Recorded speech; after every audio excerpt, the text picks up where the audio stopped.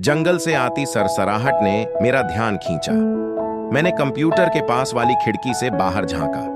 पेड़ों के किनारे मुझे एक स्कंक दिखा। उसका काला सफेद पैटर्न धूप छांव की रोशनी में घुला मिला लग रहा था। वह कुछ करने में व्यस्त लग रहा था, शायद खुदाई कर रहा था। मुझे स्कंकों के बारे में जो कुछ पता था वह उनकी भयानक गंध तक ही सीमित था, लेकिन अगले ही पल वह जानवर पेड़ों के नीचे से निकलकर लॉन पर झिकझैक चलता आया। उसकी पूंछ एक झब्बेदार पंख की तरह, पीठ पर धारियां और जहां उसका सिर होना चाहिए था वहां एक अजीब सा पीला हेलमेट। जब वह और करीब आया तो मैं समझ गई कि हेलमेट असल में क्या था। एक प्लास्टिक का योगर्ट कंटेनर एक पत्थर से टकराया और जानवर दूसरी दिशा में घूम गया, लेकिन फिर हमारे पिकनिक टेबल से टकरा गया। एक पल के लिए वह रुक गया, सिर को बुरी तरह झटका दे रहा था, लेकिन कंटेनर उसकी गर्दन में कसकर फंसा हुआ था। अंधेरे और घबराहट में वह स्कंक वापस जंगल की ओर भाग गया। मैं हताश होकर उसे जाते देखती रही। कब से वह इस अंधेरे और भय में दौड़ रहा होगा। मैंने सोचा, मुझे तो बस 1 सेकंड लगेगा यह कंटेनर निकालने में, लेकिन झाड़ियों में एक स्कंक का पीछा करने का ख्याल ही मुझे खिड़की से जड़े रखे था।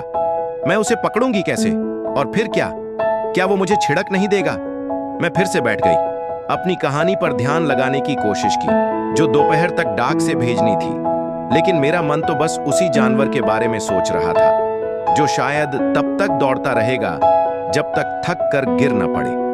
क्या इससे पहले भी ऐसा कुछ हुआ है? क्या जानवरों के विशेषज्ञ कुछ मदद कर सकते हैं? मैंने स्थानीय SPCA पशु कल्याण संस्था को फोन किया।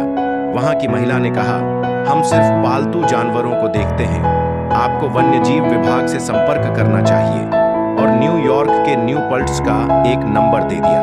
अब तक शायद वह स्कंक बहुत दूर निकल गया होगा, शायद कोई और उसे देख ले, कोई मुझसे ज्यादा बहादुर और ज्यादा फुर्तीला।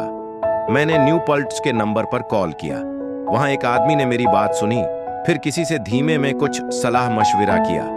अगर स्कंक आपको देख नहीं सकता, उसने कहा, तो वह स्प्रे नहीं करता। जब कंटेनर निकल जाएगा तब क्या? मैंने पूछा। ध्यान रखना, उस आदमी ने सलाह दी, कि वह खतरे में न महसूस करे। मैं सोचने लगी, भयभीत स्कंक को कैसे भरोसा दिलाया जाए कि वह सुरक्षित है। वन्यजीव अधिकारी ने सुझाव दिया, तुम एक कंबल उस पर डाल सकती हो, फिर जब वह बाहर निकलने की कोशिश करे तो भाग जाना, शायद ये काम करे, मैंने कहा। लेकिन मेरी आवाज में शायद झिझक थी, क्योंकि उस आदमी ने मुझसे पूछा कि मैं कहां से कॉल कर रही हूं, और मेरे इलाके के संरक्षण अधिकारियों के नाम ढूंढने लगा। मैं सोचने लगी, किसी के आने में कितना वक्त लगेगा, तब तक स्कंक कहां होगा। एक अजीब सी बेचैनी ने मुझे घेर लिया।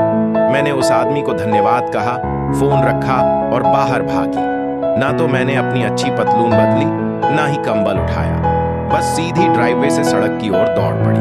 बेशक वहां स्कंक नहीं था, और मैं खुद नहीं जानती थी कि मैं वहां क्यों थी। जब मैंने उसे आखिरी बार देखा था, वह जंगल की ओर भाग रहा था, मेरी दिशा से उल्टी दिशा में, लेकिन मेरे पैर रुके नहीं।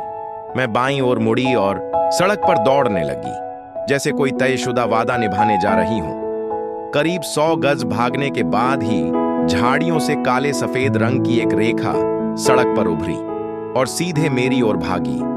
कंटेनर हर कदम पर सड़क से टकराता जा रहा था। मैं झुककर उस योगर्ट कंटेनर को पकड़ लिया, यह सोचने से पहले कि मुझे स्कंक वाकई मिल गया है। वह जानवर छटपटा रहा था, मुड़ रहा था, उम्मीद से कहीं ज्यादा ताकतवर, खुद को छुड़ाने के लिए। उसके पंजे उस फिसलन भरे पीले प्लास्टिक पर फड़फड़ा रहे थे, उसका शरीर पीछे की ओर खींच रहा था। फिर भी वह कंटेनर की उस जकड़ से आजाद नहीं हो सका। मुझे दोनों हाथों से पूरा जोर लगाना पड़ा, और फिर एक छोटी काली सी गर्दन अचानक बाहर निकल आई। अब हम आमने सामने थे, 2 फीट की दूरी पर। मुझे नहीं पता उसने मुझे क्या देखा, कोई खतरा या कोई मदद, लेकिन मैंने देखा एक नुकीली कांपती हुई नाक, 2 गोल कान और चमकती काली आंखें जो सीधी मेरी आंखों में देख रही थी। पूरा 10 सेकंड हम एक दूसरे की आंखों में देखते रहे।